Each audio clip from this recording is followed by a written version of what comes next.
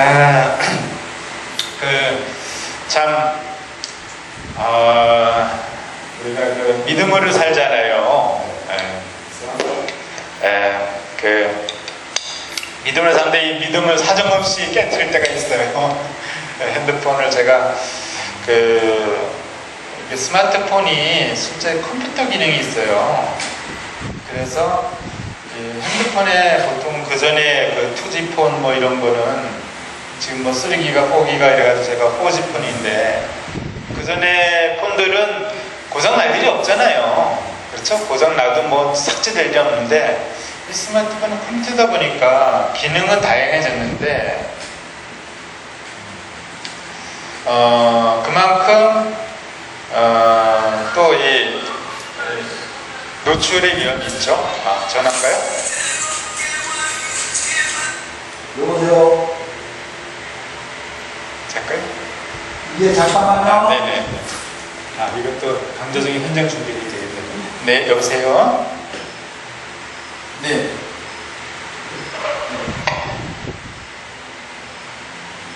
어떤 거요? 네. 성능문자죠? 예, 그래서, 네, 맞습니다. 네, 본인이에요. 네네.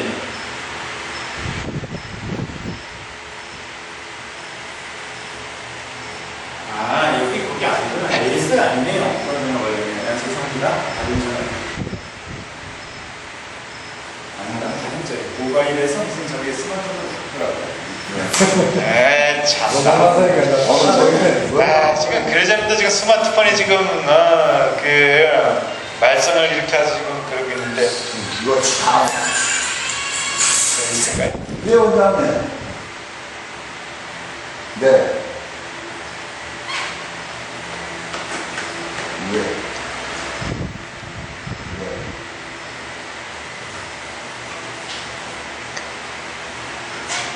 예.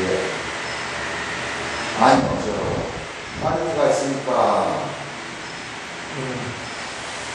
예.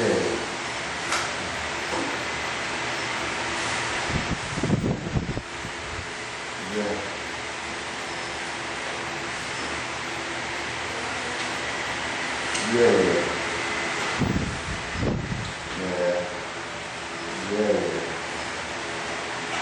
네, 우리 지금 교육받고 있습니다.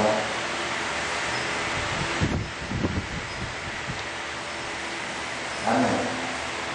백 원장님이시구나. 안녕하세요, 백 원장님. 교육 중이에요. 예. 예. 반갑습니다. 예. 알겠습니다. 예. 원장님한테 죄송을 하고. 네네. 그래서 지금 스마트폰이 좋은 것만큼 항상 이 인생이 그렇잖아요. 좋은 게 있으면 나쁜 게 있고. 그 화려한 기능만큼 한번 해킹을 당하거나 무슨 치명적 오류가 생기게 되면은 이거 믿고 여기다가 온 데이터를 다 저장해 놨을 때 한 방에 맛이 갈 수 있거든요. 그렇죠? 이런 위험성이 있어요. 그나마 제가 그래도 조금 다행인 것은 전에 쓰던 전화기가 제가 가지고 있어요. 그러니까 그 전화기에는 데이터가 아마 좀 있을 거예요. 그러니까 그걸 통해서 다시 살릴 수도 있지 않을까 생각이 들어요. 이번에 여기서 못 살리면은. 안 그러면은 제가 천몇 명이 넘어요. 저장해 있는 전화번호가 싹 날아가 버리면 이거 아주 황당하잖아요. 그래서 이 스마트폰은 못 믿겠어요.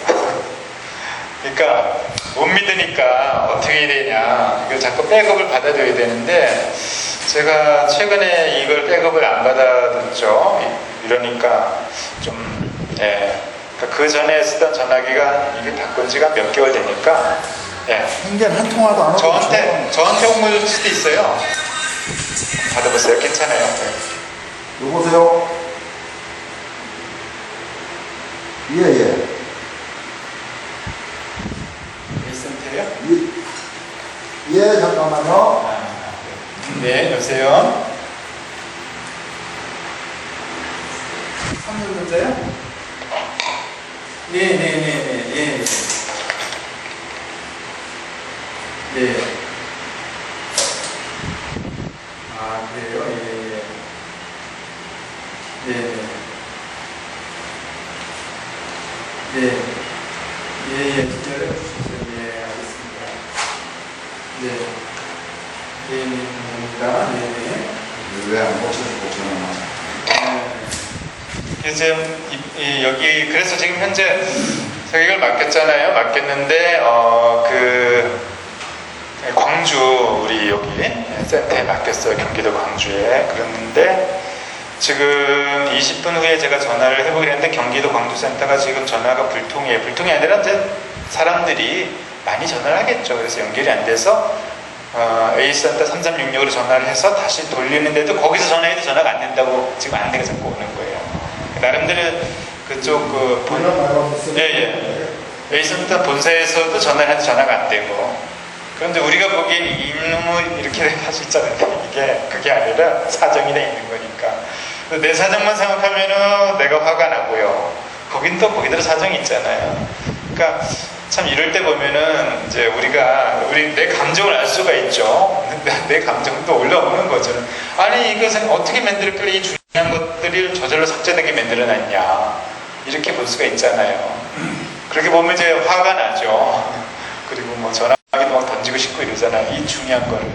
근데 어떻게 보면 이제 이 백업을 제가 안 받아둔 저에게도 잘못이 있고, 그렇죠? 제가 좀 방심했던 거죠.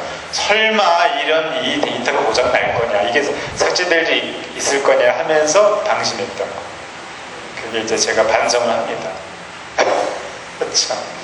그러면서도 화는 화대로 나요. 그러니까 우리가 이렇게 화가 날 때 쏘아붙이고 해봤자 안 된다. 이건 제가 늘 얘기하는 거잖아요. 그러니까 어떻게 해요? 웃어야지.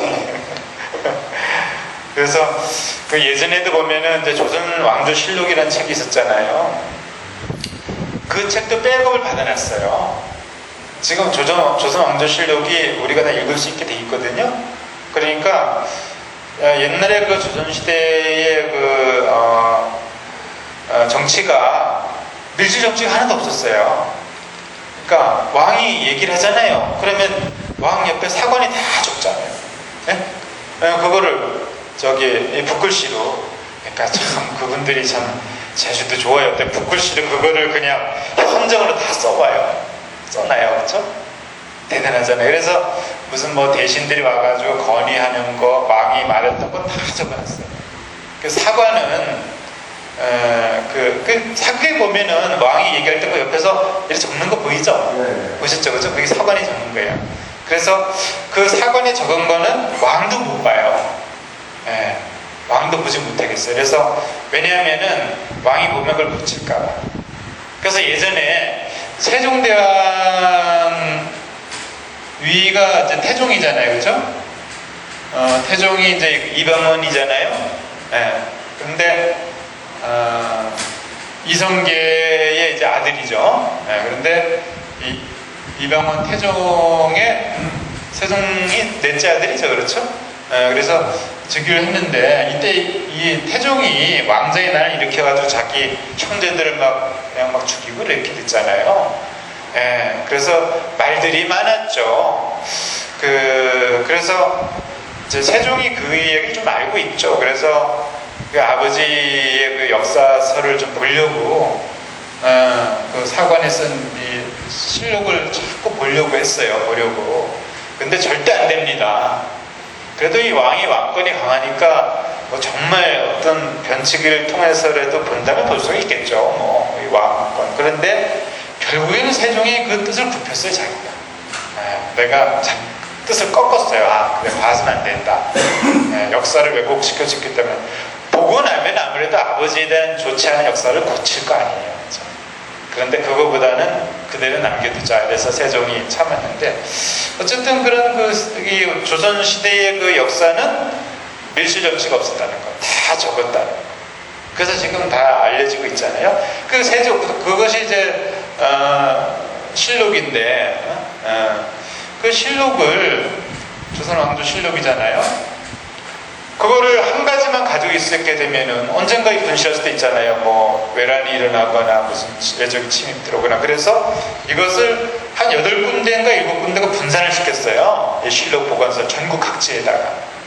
그런데 그 분산시킨 것도 전부 다 불타버리고 없어지고 그래서 겨우 한 군데가 살아남아가도 지금 이제 전해져 오고 있는 거예요.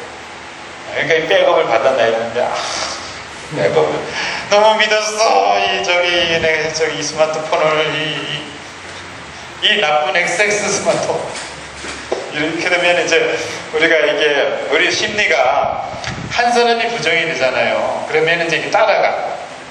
삼성에서 만들었어? 역시 삼성은 이 나쁜 XX들이야. 뭐 이렇게 이렇게 하면서 다 싫어해요. 내 마음에 걸린 거야.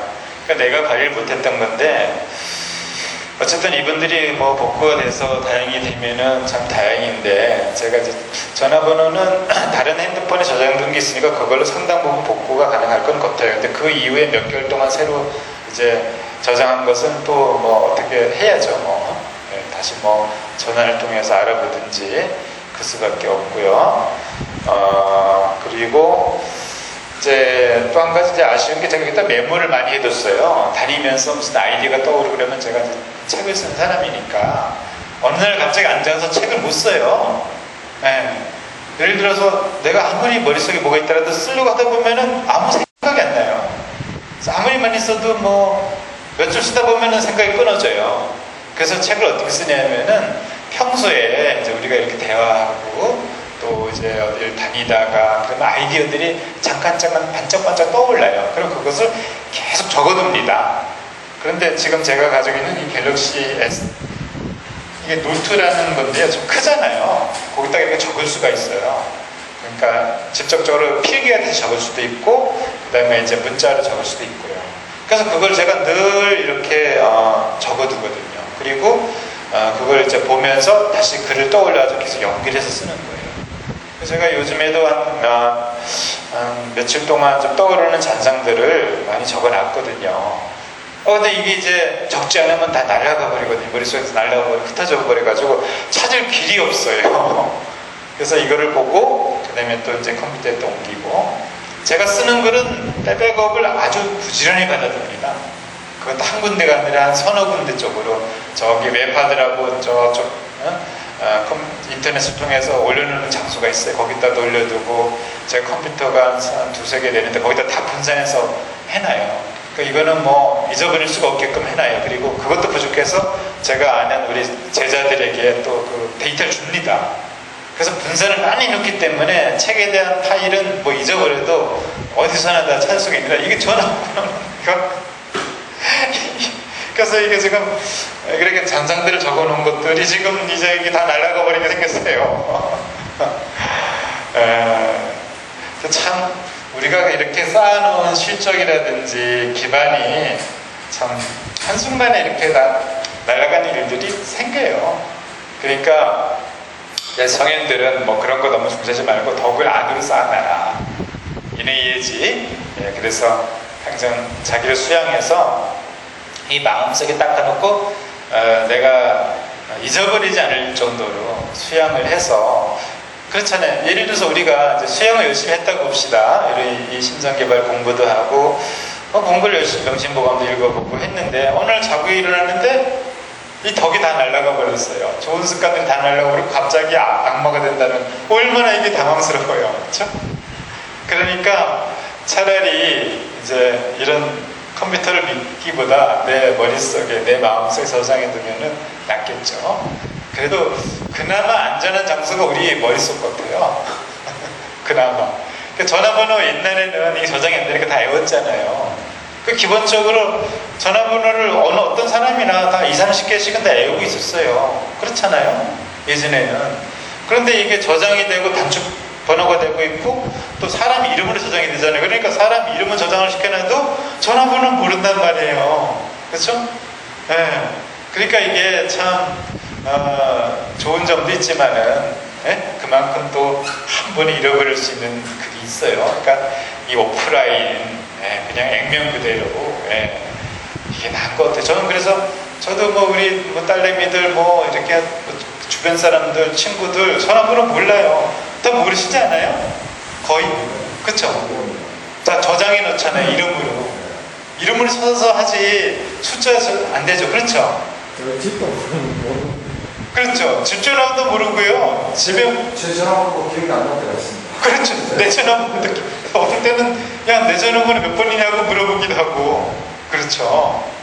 그러니까 이게 편리한 것만큼 또 한번 그래서 뭐 이 내비게이션도 그런 거 아니에요. 내비게이션도 요즘에 있으니까 뭐 예전에는 웬만한 건 이 도로를 이 머릿속에 넣고 다녔잖아요. 근데 내비게이션 없으면 이제 올 수도 없어요. 그렇죠? 여간에서 많이 다닌 길이 아니면은 한두 번 가본 길은 못 가잖아요. 그러니까 어떤 날 제가 택시를 타보니까 요즘 택시에 다 내비게이션 있잖아요. 없는 내비게이션이 있더라고요.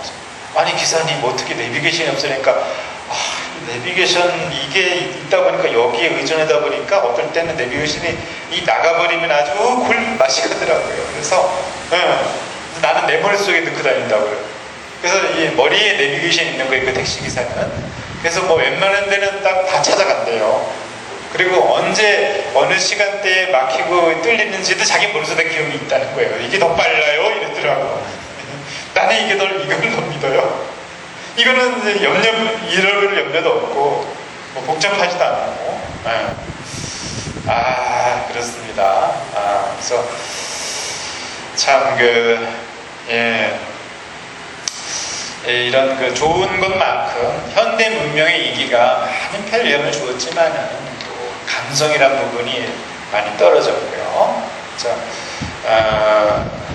요즘 우리 그 어린 친구들이, 어린 아이들이 이제 이런 스마트폰을 가지고 게임하고 놀잖아요, 그렇죠?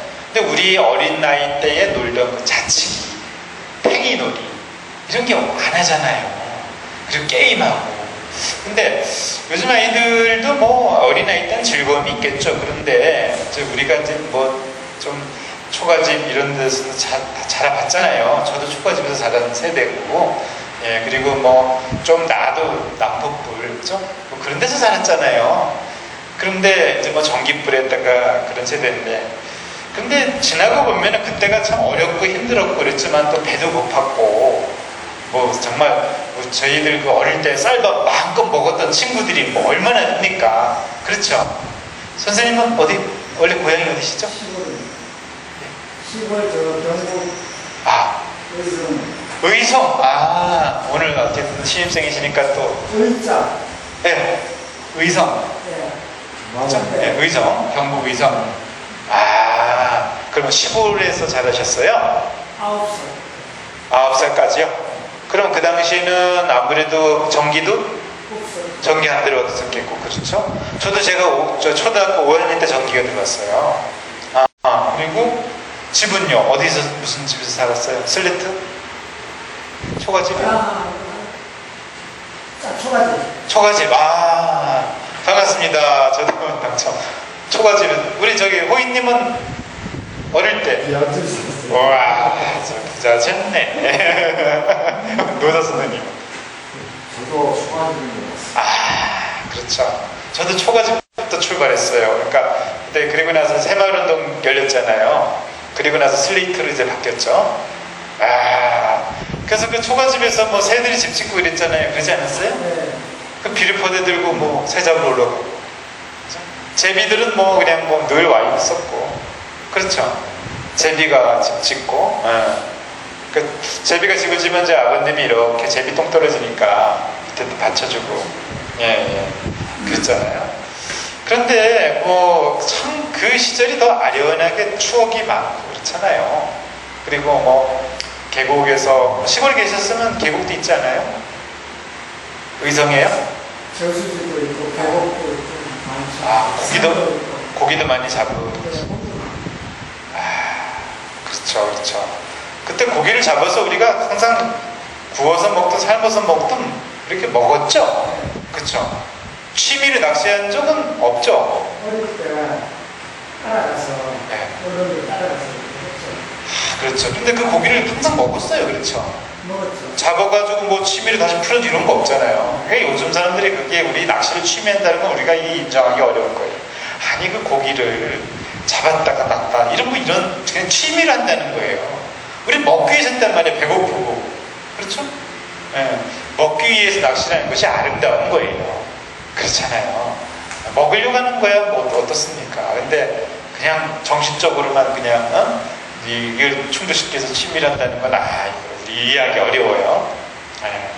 그래서 시골에서의 그 추억이 항상 있어요. 그래서 참 요즘에 이런 것이 있는데 그거만큼 참 우리가 지금 편리한 것만큼 불편하기보다 편리해졌는데 그만큼 정서는 또 메마르기 쉬운 거 아니냐 이렇게 볼 수 있는 것 같아요. 그래서 해동네 화려하지만 그때는 항상 화려해요. 그런데 이 느낌들은 정서는 또 좀 아니지 않느냐. 달동네는 이거는 굉장히 초라하잖아요. 근데 여기에 뭔가 진득한 어떤 사람의 감성들이 묻어있다는 거죠. 화려한 가운데는 이게 메마른 거죠. 그래서 도시는 화려하지만 뭔가 메마르잖아요. 시골은 좀 초라해 보여도 뭔가 막걸리 한 잔이야. 여기서 우리가 음주 이건데 막걸리 얘기 나와요. 그런데 그냥 한 잔 탁 들이키면서 서로 진한 정감을 나누고 그렇죠? 그리고 시골에서는 사실 우울증이 걸릴 일이 없죠. 왜냐하면 다 공유하잖아요. 삶을 공유하잖아요. 오늘 저 집에 누가 왔네. 그 삼식이가 오늘은 장에 갔어. 다 알잖아요. 올 때 되는 오는 시간도 다 알고, 그렇죠? 그리고 식사도 같이 하고 한 동네가 공동체잖아요. 저도 제가 그 시골 친구 중에 한 친구가 단양 그쪽에 이제 한 마을에서 이장을 하면서 있어요. 근데 이제 이장을 최근에 그만뒀던 얘기는 있는데 이제 가끔 되게 놀러 가요. 그러면은 일하러 가다 보면 어이 김씨 아저씨 이리 와 커피 한잔 할까? 그러면 일하러 가면 또 커피 한잔 한거 같고 또 옥수수 삶아 놓으면은 또 가다 보면 여기 와 하면 또 쭈르르 모여가지고 같이 삶아서 먹고 전부 다 그냥 한 동네가 대가족이에요. 그러니까 외로울 일이 없죠. 그쵸? 어떻게 외로워요? 외롭게 내버려두진 않아요. 그리고 기본적으로 10살 차이, 20살 차이 그냥 같이 어울리잖아요. 농담도 하고. 그래서 20살도 형님이에요, 형님. 형님, 이렇게 오서 이렇게 되고, 이놈의 자식들아 이렇게 또 이렇게 하면서 오고 그러는 건데 도시는 외로워요. 사람들 그렇게 많은데 어떻게 내하고 얘기가 소통되는 사람 그렇게 없어요. 이 도시는. 그렇죠? 그런 양면성이 다 있다는 거. 그래서 우리가 어디에 처해 있든 간에 그렇다고 해동네가 나쁘다, 달동네가 좋다 이렇게 볼 수도 없고 이제 다 장단점이 있다. 그러니까 도시는 도시대로 좋은 점이 있고 또 시골은 시골대로 좋은 점이 있고 우리가 어디에 있든지 간에 내가 있는 곳에서 잘 적응하고 살아가자.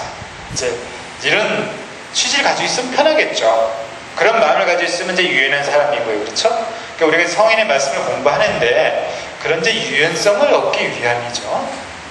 그래서 저번에 이제 성인의 말씀의 기능, 우리 또 새로운 분도 오셨으니까 또 그걸 말씀드리지 않을 수 없겠네요. 어쨌든 필명을 정해야 되는데 우리 선생님은 의성에서 오셨고 그러면 우리 노자 선생님,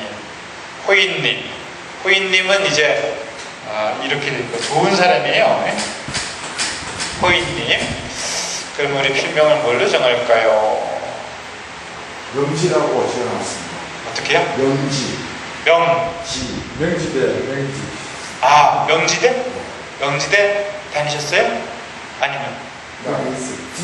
뒤에 사니까 그냥. 명지대 뒤에 살아서? 명지님?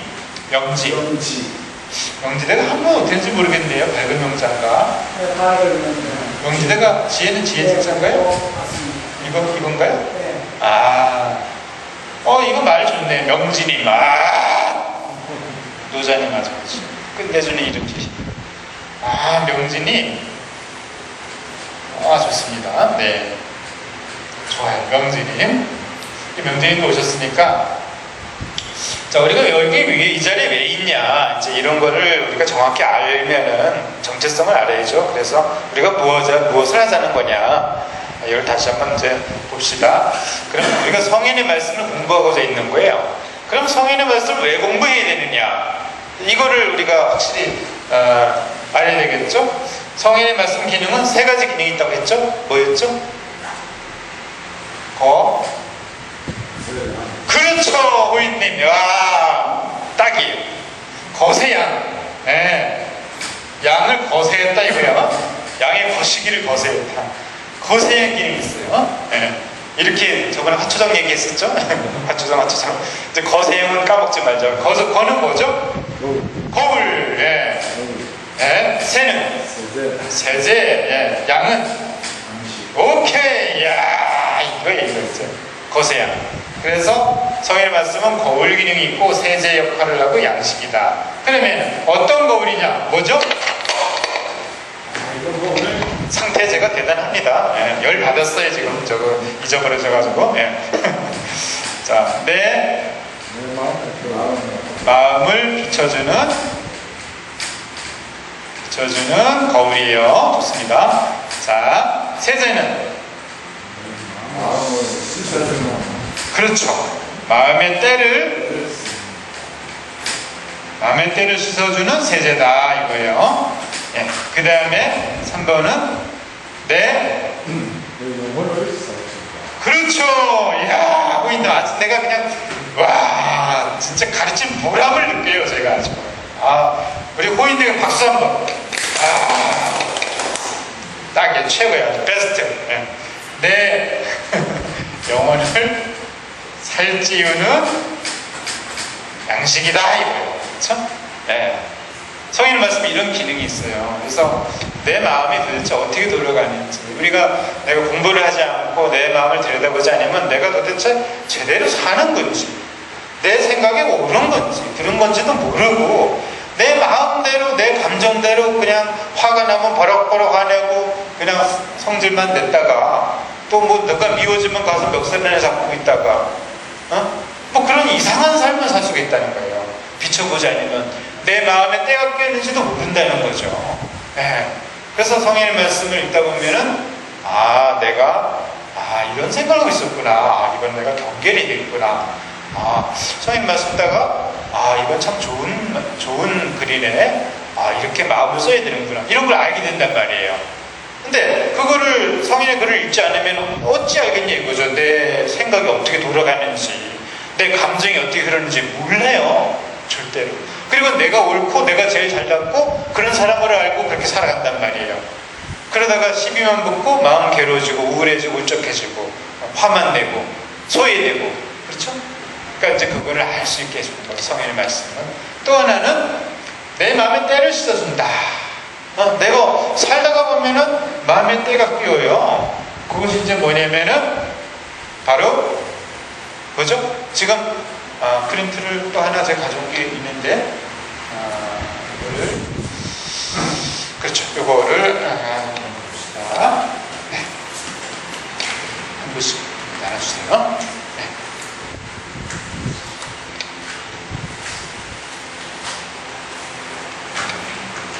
그렇죠? 네, 그래서 지금 이제 이 얘기 맨 앞장이 있죠, 그죠? 마음의 때를 쓰는 세제다. 근데 내 마음의 때가 뭐냐? 네 가지를 이렇게 적어놨죠. 하나는 무지다 이거예요. 무지. 무지. 무지가 뭐냐? 뭘 모르냐 이거죠. 명지가 아니라 무지예요. 무지는 내가 어떻게 살아야 바른 길인지 알지 못하는 거예요. 이게 무지한 거예요. 내가 어떻게 살아야 되는지, 도대체 무엇이 바른 길인지 모른다는 거죠. 또 착각을 해요. 자기만의 생각에 취해 잘못하는 거, 뭔가 잘못 오해하고 있다는 거죠. 그래서 무지는 아예 모르는 거고 착각은 알긴 아는데 잘못하는 거예요. 그러니까 착각이 더 심각하죠. 그리고 욕심이 뭐냐? 우리가 욕심하면은 이게 뭐 욕심이 뭔지 애매하잖아요. 그런데 어떤 사람은 욕심을 좀 내야지 인생이 좀 뭐가 좀 발전이 있지, 이런 사람도 있고, 욕심을 버려라 이런 사람도 있고 그렇잖아요. 그런데 그 욕심이 뭐냐 딱 이렇게 물어보면은 잘 우리가 대답을 못해요. 그래서 욕심과 욕망은 다르다 이거예요. 우리가 이제 욕망이라는 거는 필요해요. 욕구, 건전한 욕구. 예를 들어서 뭐 내가 돈을 벌겠다, 괜찮아요. 욕심이 아니에요. 내가 뭐 열심히 살겠다, 뭐 직장을 가지겠다, 뭐 욕심이 아니에요. 다 욕망이 욕구죠. 욕심이란 건 뭐냐? 내 실적보다 기대치가 높은 마음. 이게 욕심이라는 거죠. 즉 욕심이라는 거는 항상 내가 가지고 있는 것보다 더 많이 바라는 마음이에요. 그것이 바로 욕심이죠. 그래서 욕심을 가지게 되면은 자 이런 거예요. 자 내가 5kg를 들 수 있어요. 5kg를 내 힘으로는. 근데 내가 10kg를 들어요. 그게 욕심이에요. 그럼 10kg를 든다면 어떻게 될 거예요? 내 몸이, 내 팔이. 그것만큼 다치겠죠. 그렇죠? 다치고 뭐 상처 입거나 아니면은 뭐 부상을 당하거나 그 욕심을 일으키면은 내가 다치는 거예요. 그러니까 내가 5kg를 들 수 있다면 5kg만 들어라. 그런 마음이 바로 욕심을 예방하는 거죠. 그리고 내가 하루에 예를 들어서 10,000원어치 일했으면 10,000원어치만 달아라. 10,000원어치 일하고 마음은 내가 100,000원을 요구한다는 건 욕심이죠. 그렇죠? 그러나 내가 100,000원어치 일했다면 당연히 100,000원어치를 요구할 수 있는 거예요. 그건 욕심이 아니에요. 그렇죠? 그렇게 이제 봐야 되는 거고요. 강박이라는 게 있어요. 하나만을 쫓고 집착하는 생각. 강박이라는 건 생각이 한쪽으로만 쏠리는 거예요. 나만 하는 거예요. 나만 배려할 줄 모르고. 그렇죠? 꼭 내가 뭐 꼭 성공만 해야 된다는 거예요. 실수와 실패가 있어야지 인생도 풍요로운 거 아니냐 이거죠. 어떻게 산 꼭대기만 가려냐 이거죠. 계곡도 가보고 인생의 밑바닥에도 가면 고생도 해보고 그렇게 사는 것이 더 풍요롭지 않느냐. 다양하게 우리가 생각을 가지자.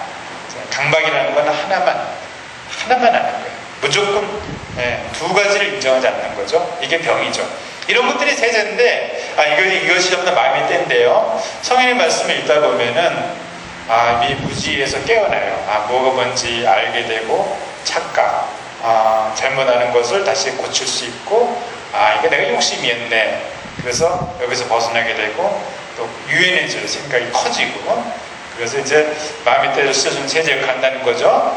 그 다음에 내 영혼을 살주는 양식이라 했죠. 영혼이라는 것은 뭐냐? 천리번성의 마음이다. 우리 마음속에 있는 그 깊은 속마음이 있어요. 그것이 바로 그 영혼이다, 본성이다, 인이해지신다 이렇게 얘기하는 건데 성인의 말씀을 읽음으로 인해서 외움으로 인해 가지고 내 마음이 풍요로워져요. 살이 쪄져요. 실제 노자님 어떻습니까? 성인의 말씀 읽다 보면은 좀 마음이 뿌듯하게 올라오는 게 있지 않아요? 그렇죠? 호이님 좀 그런 경향이 있죠? 이걸 공부하고 나면 오래 가야 되는데요. 그 마음은 오래 가야 되는데. 공부할 때만 그렇죠. 나중에 나가면은 그냥 하얘요. 그렇죠. 아주 솔직한 말씀들 하신 거예요. 공부할 때는 내가 이렇게 살아야지 하지만은 이거 뭐 문만 나가면은 그냥 뭐 아무 생각이 안 나는데 그래서 항상 갈고 닦아야 되고 그래서 저번에 제가 자료를 드렸잖아요. 여기 넘겨보면은 본성이다 해서 본성이 뭐냐? 우리 속에 있는 아름다운 마음 인의예지신이 있다 그랬어요. 그래서 인의예지신이라는 거는 뭐 측은지심, 수호지심, 사형지심, 십일지심, 염단지심 뭐 이렇게 얘기하는데 이거 한문을 하니까 좀 어렵잖아요. 이 요즘 말로 풀어보면은 이는 존중과 포용이다. 그 다음에 의는 반성하고 경계하는 마음이다. 경각심. 얘는 뭐냐? 겸손, 양보의 마음이다. 지라는 건 뭐냐? 만족할 줄 알고 감사할 줄 마음이다. 신은 믿음과 배짱이다. 이렇게 해서 제가 현대어로 풀어본 거예요. 이런 덕목 괜찮잖아요. 우리가 이제 이런 덕목을 살찌고 그래서 적어놓은 거고 3페이지 보면은 이제 세간만사 계시 공허 종일 용의 계시 망상 아신 계시 완 화법은 계시 무효 생산 계시 일몽이다. 이거는 참 엄청난 이야기죠. 이 밑에 해석판을 한번 호이님이 읽어보세요. 우리가 스스로라고 하는 세상의 모든 일들이 모두 공허하다. 내가 종을 증상하는 모든 일들이 망상이다. 내 몸은 곧 하나의 덕들이다. 좋은 것과 썩은 것, 폭행과 그렇지 않다. 그 자체가 그의 존재하지 않는다. 상과 죽은 하나의 꿀이다. 네, 그렇죠. 이게 이제 공부하기 전에요. 제가 아주 숙연하게 한번 이렇게 들어가 보는 거예요.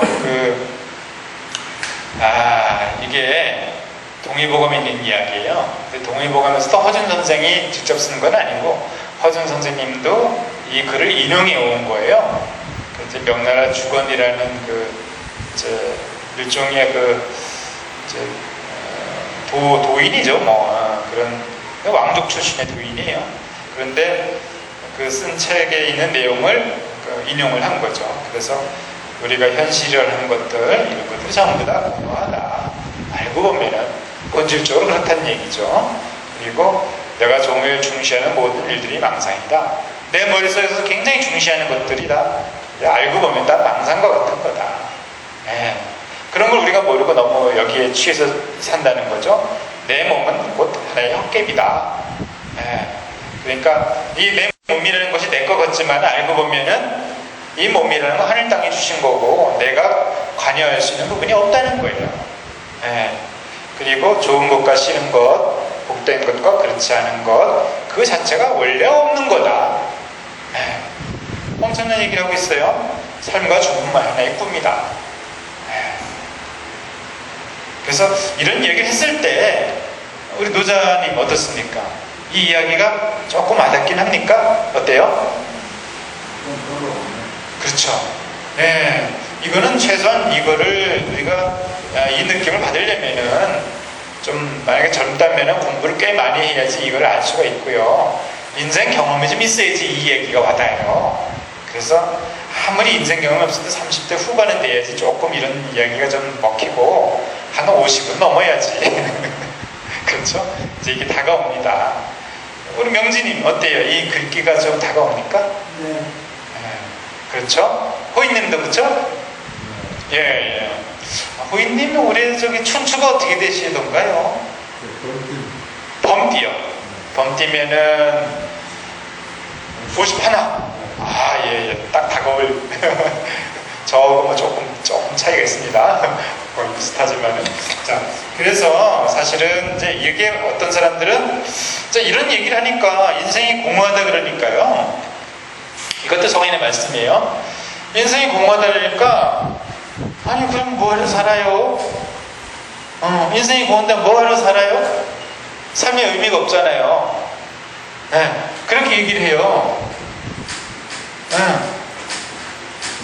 그럼 삶의 의미는 없고 그러면 우리가 다 이거 죽어야 되는 거 아니에요?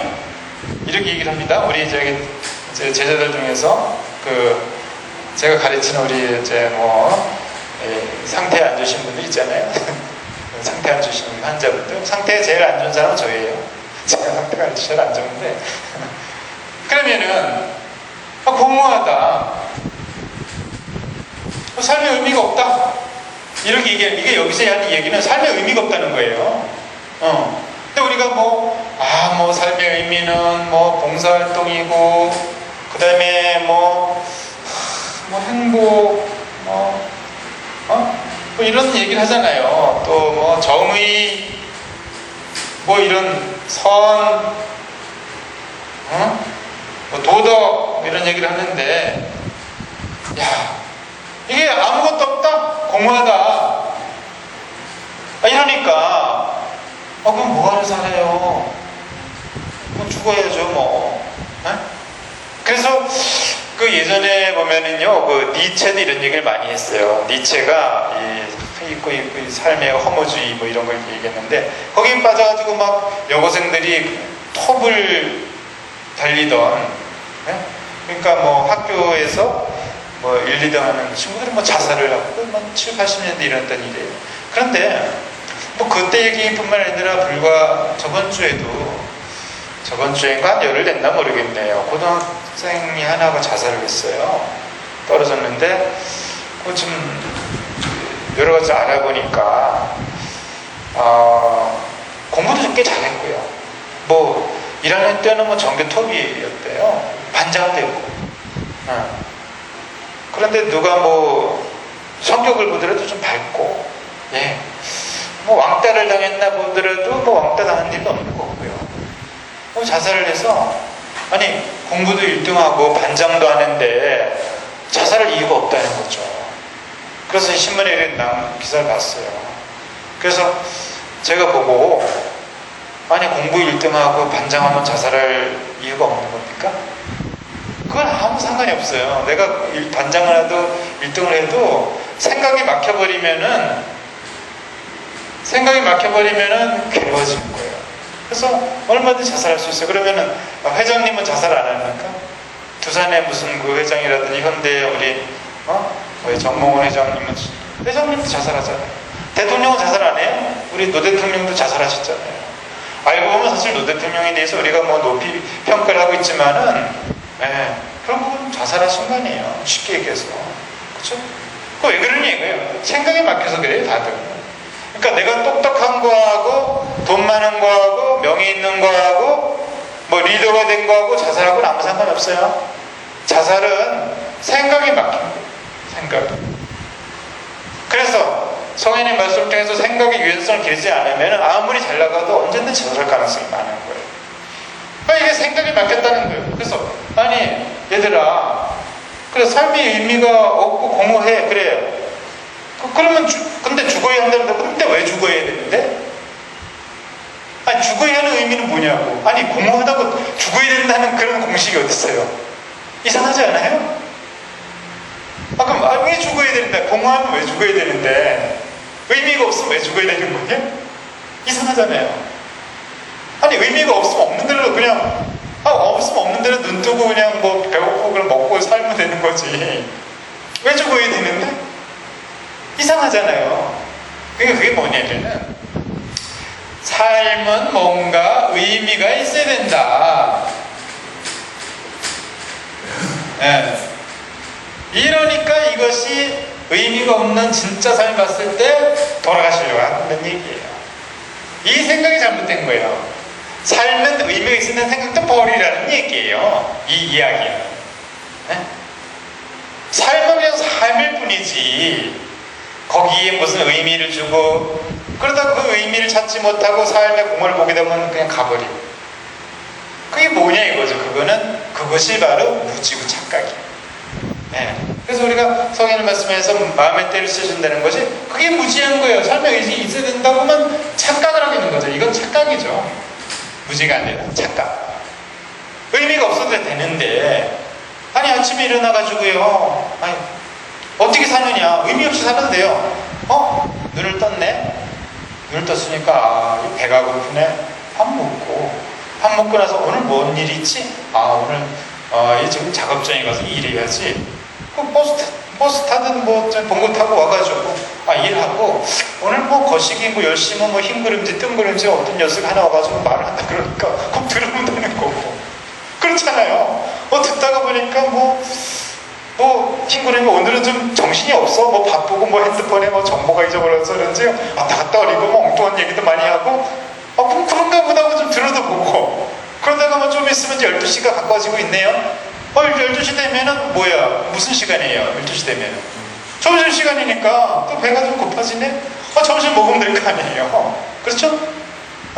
점심 먹고 와서 그럼 다시 센터로 와가지고 좀 차 한잔하고 또 오후에 좀 작업 일감이 있을 거 아니에요? 그렇죠? 일하고 나니까 또 저녁이 다가오고 그러면 여기서 잘 수는 없잖아요. 시설이 없으니까. 그럼 또 태워주잖아요. 좀 저희가 주무시라고 편안한 숙소에 가가지고. 그럼 차 타고 가면 되고. 저녁이 되니까 깜깜해지네. 졸릴 거 아니에요. 저녁이 되면은. 그럼 자빠져 자면 되는 거. 뭐가 어려워요. 왜 의미가 있어야 되냐고. 그렇죠? 저 12단계 책에 나오는 하루하루 살자하고 비슷한 내용이에요. 그렇죠. 하루를 살자. 일상에서 생각합니다. 그렇게 사는 것이 이게 자유롭고 편안한 거예요. 그럼 미래는 어떻게? 미래야 오늘 하루 살면은 또 내일이 올 거고 그러다 보면 한 달 살 수 있을 거고 또 1년 살 수 있고 그러다 보면 10년 편안히 사는 거지. 오늘 내가 하루를 편안히 살았다면은 한 달을 편히 살 수 있는 거고 또 한 달을 편히 살다 보면은 1년을 편히 살 수 있는 거고 그러다 보면 평생을 편히 살 수도 있는 거 아니냐 이거죠. 왜 내가 10년 후를 걱정하면서 그렇죠? 사냐 이거죠. 이렇게도 볼 수 있는 거 아니냐 이거죠. 다만 우리가 이렇게 살면서도 시간이 남아 생각할 일이 많아. 그러면은 그 남은 에너지를 이용해서 5년 후에 내가 어떤 모습을 가지고 있을까 이렇게 그려보면서 10년 후에는 이렇게 살자 이런 건 좋다는 거예요. 그런데 오늘 이 시간에 내가 하루하루 행복하고 만족하고 살지 못한다면은 그런 걸 살지 않고 늘 10년 후에 걱정하고 산다면은 오늘 삶은 망가지잖아요. 그렇죠? 그러니까 우리가 여기서 삶의 의미를 확 빼버리면은 오늘을 풍요롭게 살 수 있어요. 오늘. 그런데 뭔가 의미가 자꾸 있어야 된다 한다면은 이제 괴로워지는 거죠.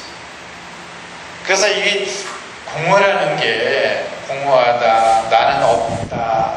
여기서 이러잖아요. 나는 없게입니다. 왜 내가 괴롭겠어요? 내가 있으니까 이런 거 아니에요? 나를 들고 다니니까 괴롭다는 거죠. 나를 들고 다녀서. 그래서 내 자존심, 내 이름, 내 명예 이걸 들고 다니다가 누군가 엄마 너 지금 뭐해? 자식은 뭐 그렇게 사는 게 그따위야 이러면은 화가 펄컥 일어나잖아요. 그렇죠? 그러면 내가 나를 들고 다니기 때문이 아니에요. 여기서 이 성인의 말씀처럼 나는 없다. 나는 없다. 자존심 던져버리고 명예 던져버리고 누가 나한테 뭐라 그래도 나는 없는데 누가 뭐라 그래도 그 사람은 허공을 위해서 허공을 향해서 주먹을 내주는 건 똑같은 거예요. 내가 반응하지 않는다면 어떻게 싸움이 되고 어떤 괴로움이 있겠냐 이거죠. 그게 바로 마음을 비우고 사는 삶이죠. 공허하다. 그래서 이거를 지금 이 말씀을 우리가 잘 새긴다면은 세상만사 그렇게 편안할 수가 없어요. 그래서 화화복은 있는 것이 아니고 생사도 다 꿈과 같고 이런 생각을 살다 보면 마음이 텅 비어져 가지고 자기도 모르게요. 자기도 모르게 본성이 발현이 돼요. 그러니까 내가 본성을 발현하려고 하고 자꾸 멋있는 삶을 살다 보니까 어려워지는 건데 차라리 그게 아니라 인생은 공허한 거야. 나는 없는 거야. 생과 사라는 거는 꿈과 같은 거야. 화화복이라는 건 본래 존재하지가 않아. 이런 베이스를 가지고 살다 보면은 오히려 내가 훨씬 더 인자하고 커지고 다툼이 없고 뭔가 하루하루를 여유롭게 살 수 있다는 얘기. 그러니까 그런 모습을 본 누군가가 이야기하기를 야, 저 사람은 참 선해. 저 사람은 참 도덕적이야. 저 사람은 참 정의로워. 저 사람은 참 행복해 보여. 저 사람은 당연하죠. 내가 없고 인생이 공허한 거고 이런 걸 다 내려놓게 되니까 다른 사람도 챙겨줄 수 있는 마음이 생겨요. 저 사람은 봉사정신이 투철해. 그렇게 된단 말이에요. 그러니까 다른 사람 보기에는 저 사람은 굉장히 의미 있는 삶을 살고 있어. 이렇게 해석을 해주는 거예요. 이렇게. 이러는 일이죠. 그러니까 내가 먼저 비우고 아무 의미 없이 내가 텅 비워서 살아가다 보면은 다른 사람들은 나를 그렇게 저 사람이 텅 비우고 공허하고 그런 거로 사는 거는 안 비춰져요. 다른 사람이 이야기하기를 이렇게 본다고. 그래서 우리가 여기 노자님도 계시지만은 공자님은 오늘 안 보이시네. 우리가 여기 공자님, 노자님 다 계세요. 그래서 공자님, 노자님, 장자님, 태계, 율곡 선생 이런 성현들은 실제로 속으로는 이렇게 텅 비어 있는 거예요. 그런데 다른 사람들 봤을 적에는 이런 것들이 보이는 거예요. 그래서 이런 덕목들이 보이니까 누군가 이름을 붙여줬어요. 그런 모습들에 대해서. 그래서 그런 모습들이 인의예지신이라는 거예요. 인의예지신. 본성. 본성의 마음. 이것이 바로 인의예지가 이성이고요. 신이라는 건 믿음이에요. 이성 플러스 믿음을 본성의 마음이라고 한다. 이것이 우리가 아는 진짜의 마음이에요. 그러면 우리가 이렇게 텅 비지 않고 자기의 생각만에 그득 차서 살게 되면은 7정의 삶을 살게 되는 거예요. 7정. 7정은 생각 플러스 감정이에요. 요 생각은 나만의 생각이에요. 나만의 감정대로 사는 거죠. 그래서 요것이 바로 희노, 애구, 애오욕, 또는 히노 에라게오요, 또는 뭐 히노 우사비 공경, 뭐 이렇게 얘기를 해요. 이건 뭐 감정이 뭐 7가지라고 그러는데 7가지만이 아니라 원래 많은 것을 요약해 놓은 거죠. 그래서 자기 멋대로 감정을 일으키면서 산다는 거죠. 예? 성내고, 뭐 그냥 뭐 욕심내고 집착하고. 그래서 우리가 자 성현의 그런 자태를 보고서 이내 예시신 대로 살고자 이렇게 얘기할 수 있지만은, 그래서 야 성현은 항상 존중하셔, 포용해, 경계심을 가지고 있고 또 양보할 줄도 알고 만족할 줄도 알고 믿음이 있고 배짱이 있어, 우리가 그걸 배우자. 그래서 이 글을 읽기도 하지만은 또 한편으로는 내가 나를 텅 비우게 되면은 저절로 이게 되는 거예요. 저절로. 저절로. 그래서 제가 이 애울 때 이 말씀을 가장 맨 앞에 둔 이유가, 이걸 해놓으면 야 이거 공부할 힘이 떨어지는 거 아니냐, 이거 뭐 뭔가 허무하고 뭐 헛개비고 뭐 이게 그럴 것이 아니라는 거지. 이건 본질적인 이야기이기 때문에 내가 비우게 되면 이런 아름다운 감성들이, 이런 도덕적인, 이런 인간의 크고 아름다운 본성이 발현이 되죠.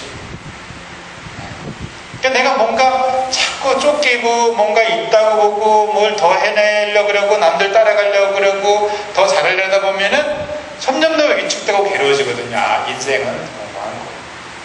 더 많이 가진 사람이나 더 적게 가진 사람이나 화와 복이라는 거는 전부 다 개시 무유다. 있지 않는 것이다. 없는 거다. 이거예요. 없는 거다. 이런 게.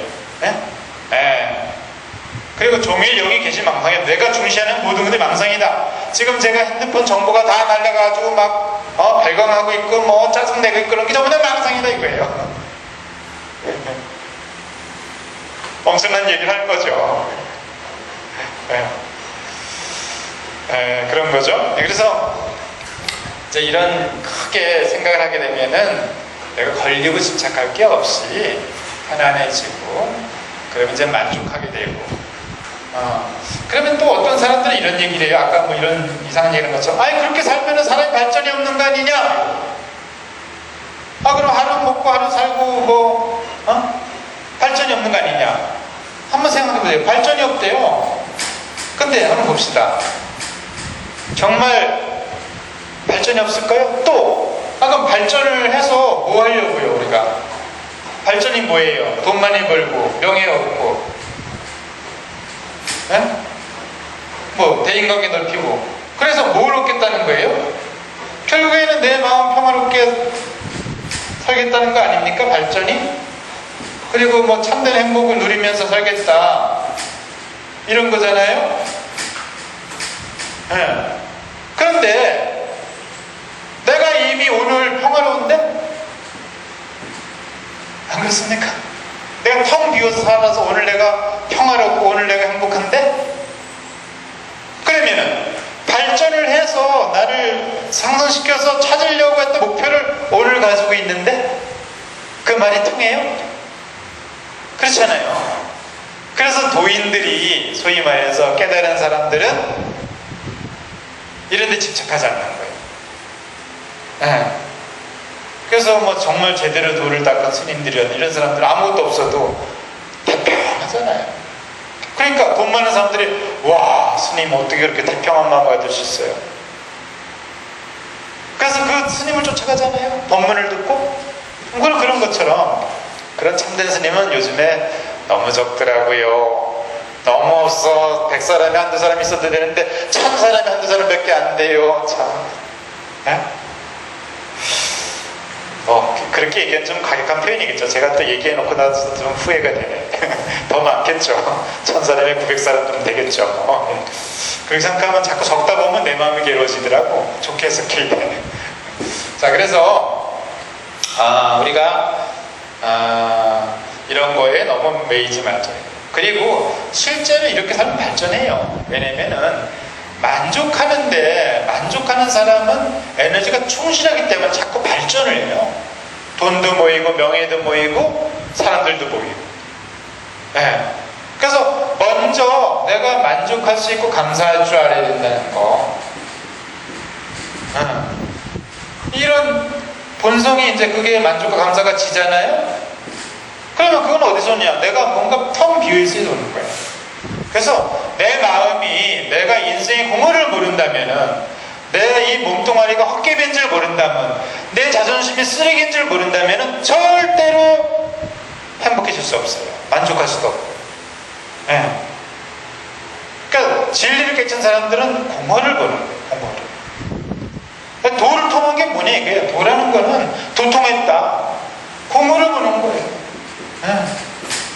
그러니까 내가 공허를 알게 된다면 이미 인생에 큰 공부를 한 거예요. 그래서 많은 재산을 축적하고 명예를 다 얻은 사람 다 가져보니 그때 느껴지는 게 뭐냐? 공허예요. 해피한 게 아니라 다 얻어보는 공허. 차라리 다 잃어보면 더 충만스러워요. 다 잃어봤는데, 예? 자, 다 얻었어요. 내가 돈 100억 목표해서 100억 얻었어. 회장됐어. 그 다음에는 뭐 할 거예요? 공허하잖아요. 그렇죠? 그런데 다 잃어보고 나면은 오히려 충만해요. 왜냐? 우리 노조선은 다 잃어봤죠. 그래서 다 잃어보신 거잖아요. 저도요, 박살이 나가지고 다 잃어본 적이 있어요. 그래서 제가 도가 통했어요. 네? 아니, 다 잃어보니까 깡그리 다 잃어버렸어. 돈이고 한 푼도 없고 마이너스로 들어갔어요. 네? 명예가 뭐고 다 떨어졌어. 다 떨어져 봤는데, 아직 내가 눈을 뜨고 있네. 푸른 하늘이 있네. 달도 보이네. 새들 노래소리도 들리고, 아직 내 두 팔 두 다리가 걸어다니고 있네. 야, 이거 뭐야, 이거 대박이네. 다 잃었는데도 엄청난 걸 가지고 있다는 얘기예요. 그쵸? 잃어보니까 안다는 거죠. 잃어보니까 내가 중요한 게 뭔지 안다는 거예요. 달리는 말에서는 모르는 거예요. 말을 타고 막 시속 60km, 70km로 달린다고 봅시다. 그러면 달리는 평원에서 꽃들이 보입니까? 그러다가 말이 돌불이 걸려서 나가 떨어졌어요. 나는 말에서 낙마했어요. 뚝 떨어져가지고 딱 보니까 초원에 꽃들이 피어있고 옆에 샘물도 흐르고 있고, 와, 이게 뭐야? 인생에 이런 맛이 있다는 거예요. 그러니까 실수와 실패를 모르고 깨져보지 않는 사람들은 인생의 맛을 알 수가 없는 거예요. 달리는 것만 보는 거죠. 달리면서 빨리 달리면서 휙휙 지나는 것만 보는 거지, 꽃이 피어 있는지, 물이 흐르는지, 새들이 노래하는지 모르는 거예요. 기가 막힌 거 아닙니까? 이 인생이. 그래서 공허를 모른다면 인생을 모르는 사람이에요. 실패와 좌절을 통해 좌절해보지 않은 사람. 이거를 알 때 우리는 비로소 이런 덕목이 나오게 되는 거예요. 공허를 모르는데 어떻게 내가 아무리 노력해도 우리가 원점이 있다.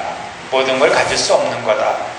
이런 걸 알지 않는 이상 가질 수 있다는 신념을 가지고 있고, 돈도 내가 가질 수 있는 거고 명예를 가질 수 있는 거고 이렇게 생각한다면 어떻게 이 마음이 텅 비워져 가지고 남에게 베풀 수 있고 남의 딱한 사정을 내가 인식할 수 있겠냐 이거예요.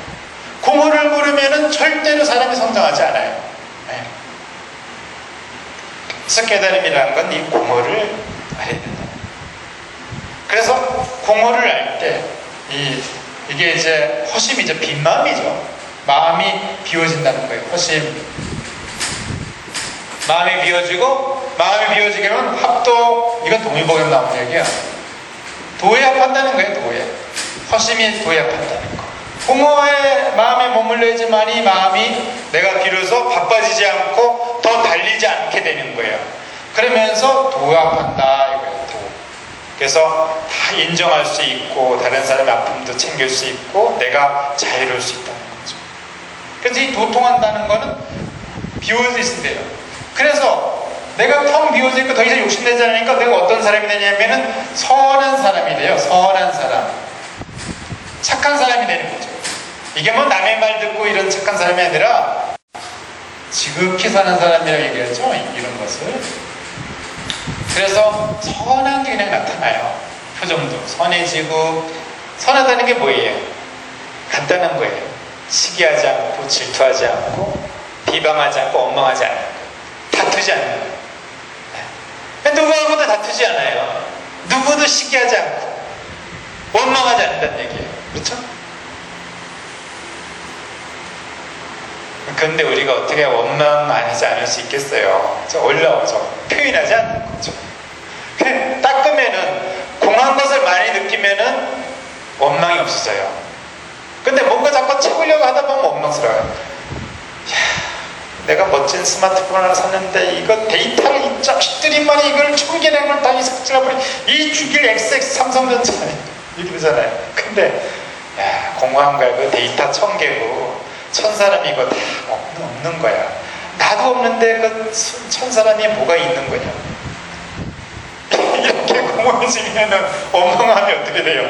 뚝 떨어지는 게 아이 그래 너 없는 거지 뭐. 나도 자존심도 없고 내가 아는 1000사람도 없는 건데 괜히 내가 있다고 생각하니까 그거 있는 거 내가 저기 스마트폰에서 삭제가 돼버렸다고 그래서 내가 원망이 올라오는 거 아닙니까? 그렇죠?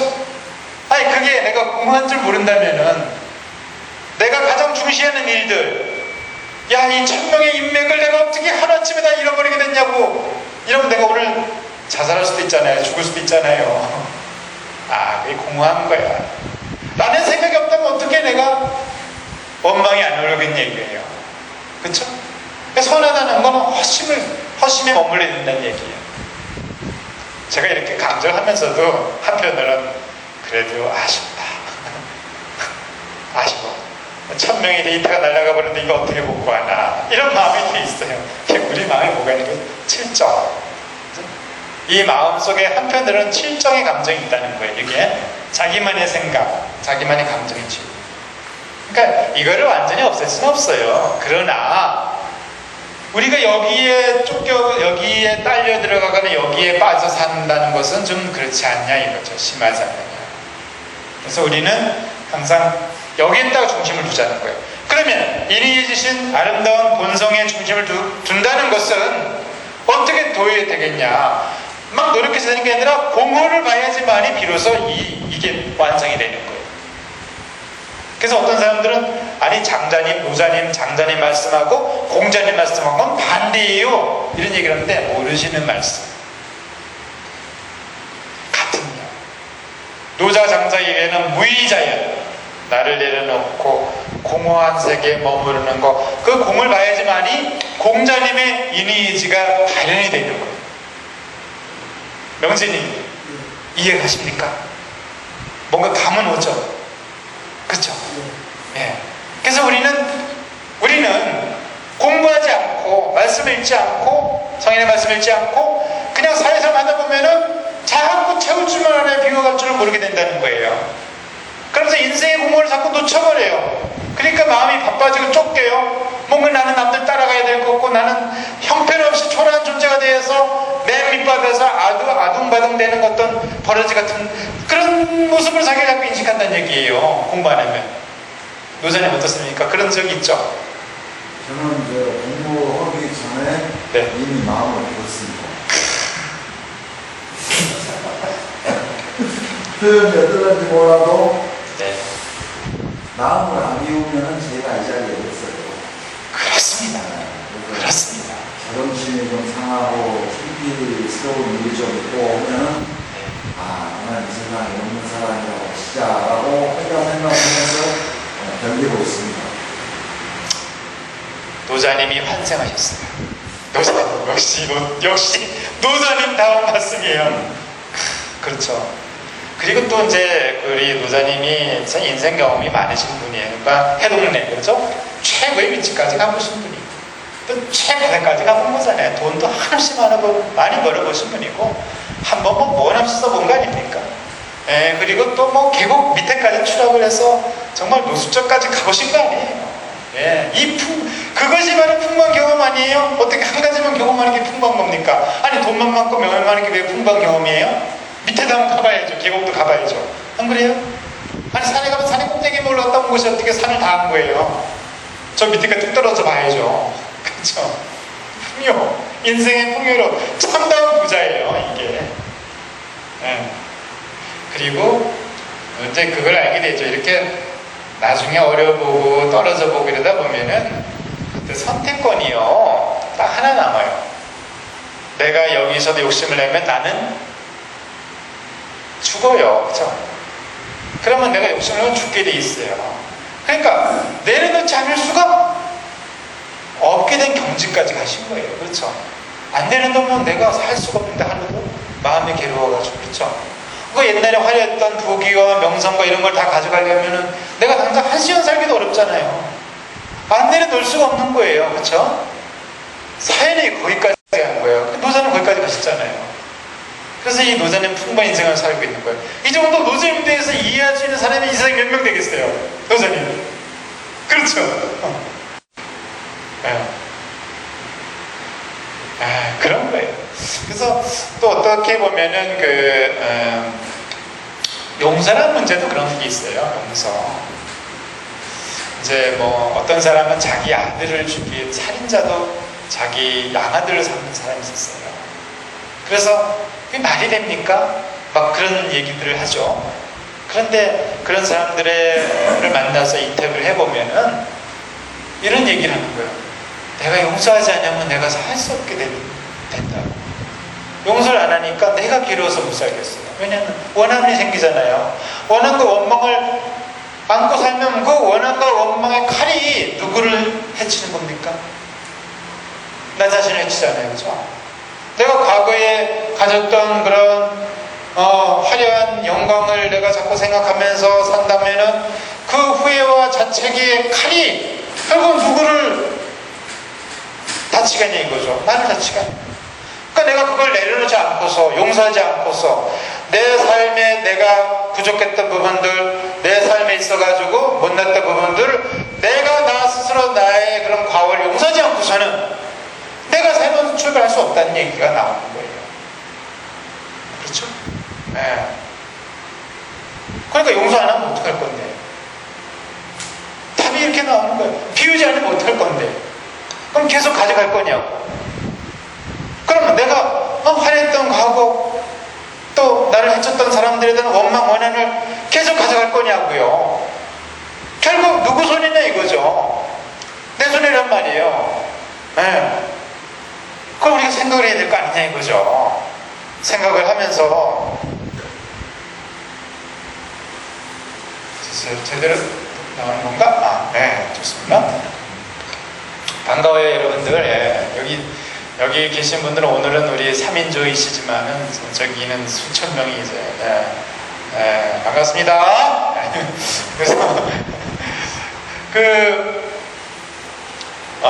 그래서 제가 이제 목소리를 들을 수 있는 거예요. 한 분이 아니라 저는 여기서 세 분이 대표로 와 계신 거예요. 그러니까 여기 이제 아시아 대표, 아프리카 대표, 유럽 대표 이렇게 제가 존경스럽습니다. 대표들이 계십니다. 저 뒤엔 더 많은 분들이 계시죠.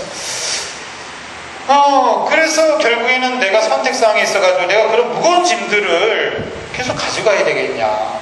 결국은 그거잖아요. 내가 내 마음만 따라가다 보면, 내 생각과 내 감정만 따라가다 보면은 굉장히 어리석은 사람이 된다는 얘기예요. 자, 우리가 이 몸에 똥칠을 안 하고 산다는 얘기예요. 그렇죠? 왜냐하면은 더러우니까.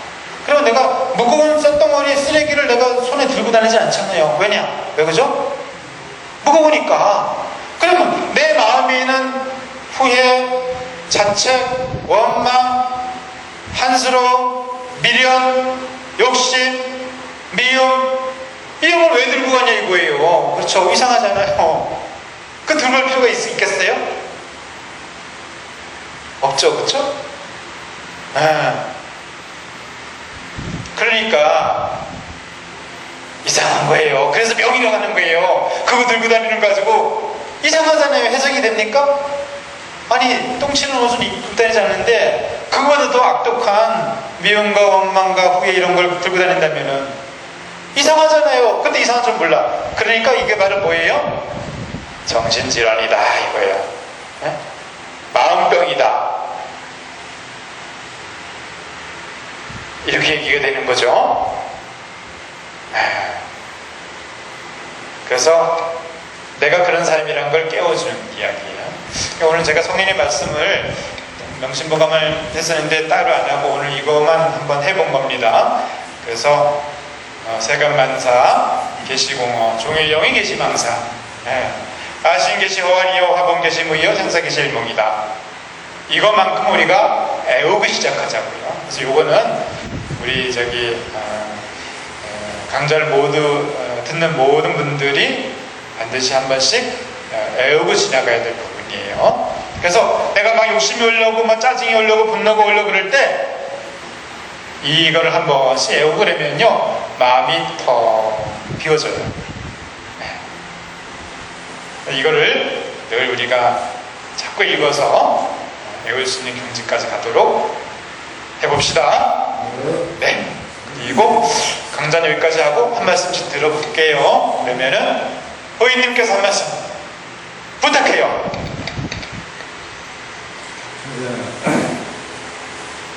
왜 성현의 말씀을 듣고 내 마음에 잘 받았습니다. 네, 좋습니다. 네, 자꾸 읽고 자꾸 새기면서 갈고 닦겠다. 네, 아름다운 결심이에요. 그런 것이 있어야지만 이 도가 유지가 되는 거예요. 공허를 보게 되고 지극한 선이 지선이라는 건 원래 대학에서 나온 얘기예요. 그래서 대학의 도는 주자 선생이 지금 대학의 도는 밝은 덕을 밝힌 데다 제 명명덕이요, 제 신민이요, 지선이느라 이렇게 돼 있어요. 네, 그래서 밝은 덕을 밝히고 백성들을 새롭게 만들고 지극한 선에 머무는 것이 대학의 도다. 대학의 도뿐만 아니라 우리 인생의 도이기도 하는 거예요. 그래서 지극한 선이라는 것은 선악을 초월한 선이에요. 싸우지 않고 다투지 않는 이런 선. 그래서 마음을 위해서 선에 머물고 또 이것이 수양으로 나가야지만이 도가 유지가 되고 도의 마음을 가져갈 수 있어요. 그러니까 수양이라는 건 뭐냐? 공부하는 거죠. 지금 우리 호이님이 얘기하신 갈고 닦겠다는 이야기가 바로 이 상태를 유지해 주는 거예요. 내가 도를 깨쳐도 갈고 닦지 않으면 아무 의미가 없어요. 예. 그래서 문 밖에 나가도 이 도의 감각을 유지할 수 있으려면 이걸 자꾸 읽고 애워서 늘 갈고 닦으면 됩니다. 그런 아름다운 결심을 주신 거예요. 좋습니다. 노자님 한 말씀. 네, 오늘 마음을 비워야 된다 그런 말씀이 가장 가슴에 와닿는데요. 마음을 비우니까 많은 못 비워집니다. 네. 그래도 마음을 비우려고 노력을 하고 자꾸 네. 생각을 하고 하다 네. 보니까 좀 마음이 편안해지고 했는데 오늘 교육 내용을 들으니까 네. 마음을 앞으로 비워야 되겠다라는 생각을 하게 됐습니다. 아, 좋습니다. 그런 결심하신 것이 이미 마음을 다 비우신 거예요. 그렇죠? 그래서 우리가 자꾸 비워나갈수록 그러면 비우면 아무것도 없어지는 거 하는데 비울수록 더 큰 세상이 열리는 거예요. 그러니까 비운다는 거는 더 크게 채우는 거예요. 그래서 우리가 비우라는 얘기죠. 자꾸 비우려니까 뭐가 난 알거지가 되는 거냐? 다 내려놓으면 우주가 내 것이 된다는 거예요. 그렇죠. 자, 주먹을 쥐고 있어요. 내가 깍쥐 있으면 이거밖에 못 쥐요. 내가 만약에 이걸 쥐고 있어요. 이걸 안 비우고 있어요. 그러면 이거밖에 못 쥐겠잖아요. 이거를 비운다는 거는 내려놓는 거죠. 그리고 손을 이렇게 비우고 사는 거예요. 그럼 이걸로 돈을 만들 수도 있고 연인의 손을 만들 수도 있고 그렇죠? 또 이렇게 나무를 쓰다듬을 수도 있고 밥을 먹을 수도 있고 무한정의 이 가능성이 열리는 거예요. 그러니까 우리가 비우자는 거죠. 많이 채우고 있어. 자, 오늘 또 처음 오신 명진님 첫 우리 강좌를 들은 소감 한 말씀 쏴주세요.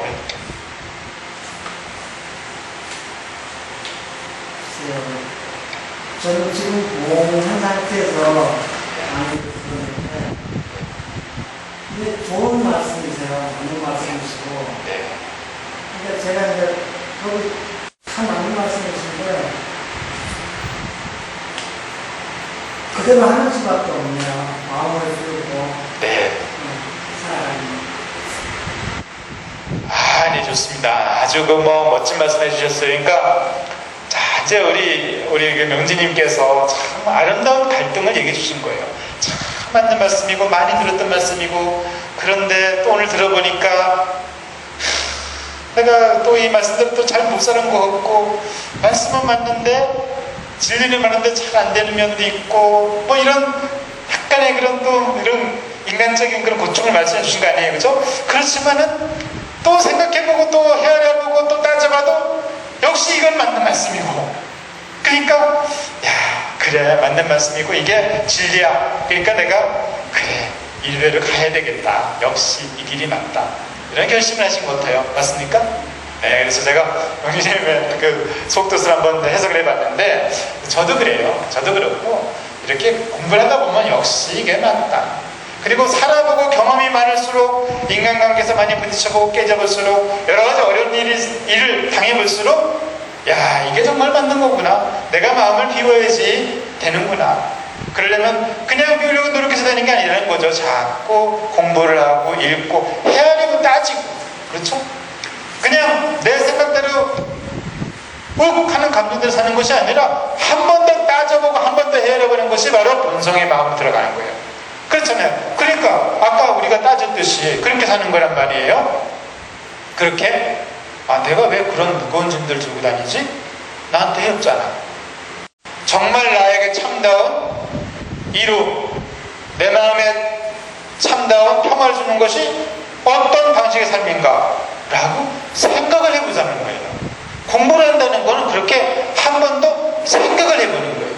그래서 아닌 길은 과감하게 버리고, 내 마음의 평화, 또 내 인생의 풍요, 아까 거세형이라는 얘기도 있었지만은 내 영혼의 양식이 되는 쪽을 한번 택했으면은 한번 꾸준히 가보자 이거예요. 그게 잘 안 되니까 우리 같이 토론도 하고 공부도 하고 이런 거 아니에요?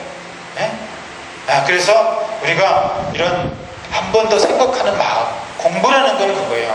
그냥 떠오르는 대로 사는 게 아니라 한 번 더 생각하는 거, 그것이 이성이거든요. 그래서 우리가 그러면 한 번 더 생각하려면은 뭐 교재가 있고 무슨 뭐 대상이 있어야 될 거 아니에요. 그러니까 제가 오늘 드린 이것을 한번 이렇게 읽어보면서 한 번 더 생각을 해보자는 거예요. 한 번 더 따져보게 되면은 나도 모르게 이런 이제 마음이 텅 비어지고 더 풍요로운 삶을 살 수 있다. 이것을 우리가 이제 신상교에서 순행의 삶이라고 그럽니다. 순행. 흐름과 더불어서 살아가는 거예요. 순행의 첫 지름길은 따져보는 거예요. 따져보는 거. 한 번 더 생각해보는 거예요. 그러다 보면은 인정이 돼요. 인정하기. 너와 나를 인정하게 되고, 내 무지와 내 착각을 인정하게 되고, 그러면서 흐르게 되는 거죠. 다투지 않고. 만약에 그렇지 않고 거꾸로 간다는 건 역행이죠. 거꾸로. 자기 감정대로 사는 거, 자기 생각대로 사는 거. 그래서 순행즉 낙이요. 순행즉 낙이요. 즐겁다 이거예요. 역행즉 고이오요. 고이요. 고통스럽다는 거예요. 고통스러움 통해서 나중에는 깨침을 간다 이거예요. 고통스러워야 되는 거예요. 이게 아니구나. 역행을 해보니까 야 이거 무거운 짐, 내 똥 자존심, 내 여러 가지 것들 가져가다 보니까 괴롭구나. 순행해야 되겠구나. 그럼 순행의 첫 출발점은 거울을 보고 내 마음의 때를 닦고 내 영혼을 살찌우는 이 생활을 하자.